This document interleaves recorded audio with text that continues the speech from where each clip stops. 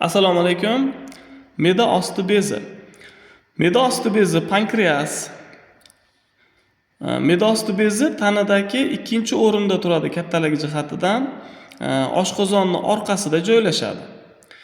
Birinchi, ikkinchi bel umurtqalari ro'parasida ko'ndalang holatda joylashadi. Uning umumiy uzunligi 14-18 sm ga teng. Kengligi bo'lsa 3-9 sm ni tashkil qiladi.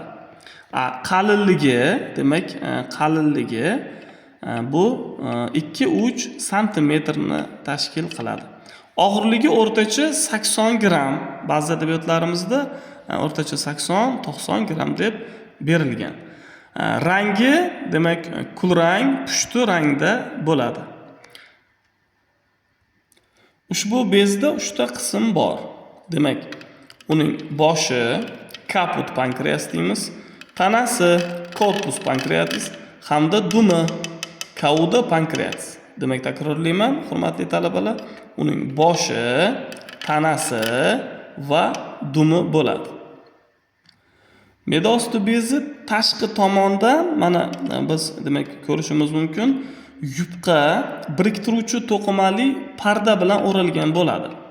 Parda juda ham yupqa bo'lganligi uchun ham uni ichidagi mana bo'lakchalari demak tashqariga sezilib turadi.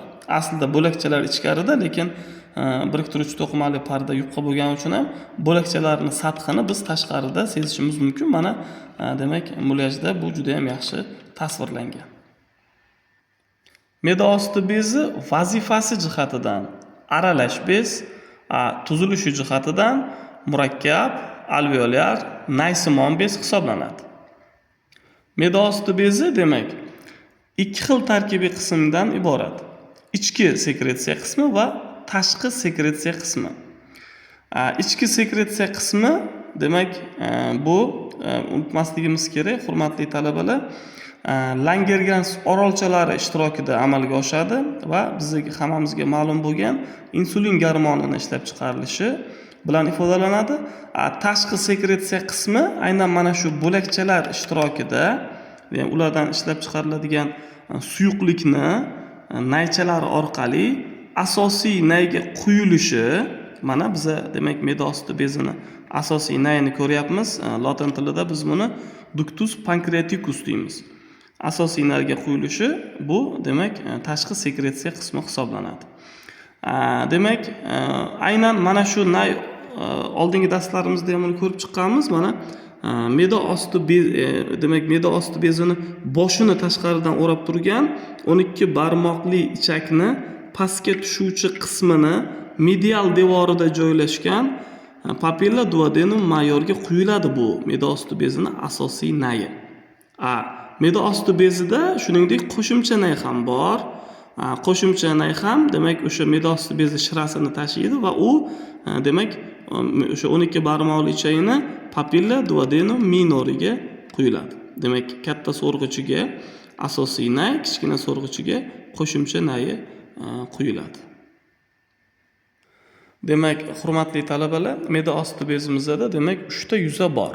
Bular oldingi yuza, fasis anterior, pastki yuza, fasis inferior va orqa yuza, fasis posterior.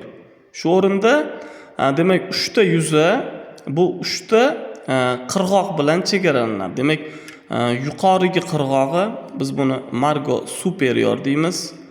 Oldingi qirg'og'i biz buni margo anterior deymiz va orqa pastki qirg'og'i, ayrim adabiyotlarimizda orqa qirg'oq degan, ya'ni margo posterior, va ayrim adabiyotlarimizda buni pastki qirg'oq ham deb ketgan, ya'ni margo inferior ham deb ketgan. Demak, takrorlayman, me'da osti bezida 3 ta yuza va 3 ta qirg'oq bor. Demak, oldingi yuza, orqa yuza, pastki yuza, yuqorigi qirg'oq, oldingi qirg'oq, orqa yoki pastki qirg'oqlar.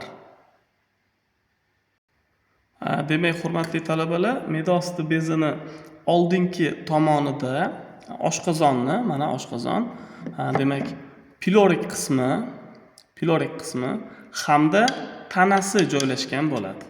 oshqozonni tanasi va piloriy qismi joylashgan bo'ladi. Mana men oshqozonni demak olaman. Mana biz ko'rishimiz mumkin me'da osti bezini. Demak, takrorlayman, oldingi tomonida oshqozonni piloriy qismi va tanasi. Pastki tomonida mana ko'rishimiz mumkin ichak qovuzloqlari joylashgan bo'ladi. Ichak demak qovuzloqlari joylashgan bo'ladi. Endi me'da osti bezini orqa tomonida demak mana biz orqa tomonida ko'rishimiz mumkin qorin aortasini. Demak bu aortani qorin qismi ham deyiladi. Ya'ni pars aorta abdominalis yoki pastki mana kavak vena ham bo'ladi. Me'da osti bezini orqa tomonida. Demak vena cava inferior. Shu o'rinda demak e'tibor qilasizlar, demak qorataloq arteriyasi va venasi bo'ladi.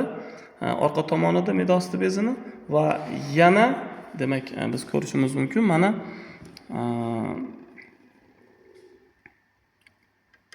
darvoza venasi bu ham orqa tomondan o'tgan bo'ladi mana va umumiy o't yo'li ductus holodocus demak bu ham orqa tomondan o'tgan bo'ladi. Demak takrorlab o'taman. Pars aorta abdominalis, vena cava inferior, vena porta, demak vena porta, ductus holodocus, demak arteriya va vena splenica. Aynan mana shular hamda yana bitta narsa bo'ladi, bu diafragmani bel qismi. Demak, men sanab o'tganlarimning barchasi me'da osti bezini orqa chegarasida yondosh a'zolar hisoblanadi.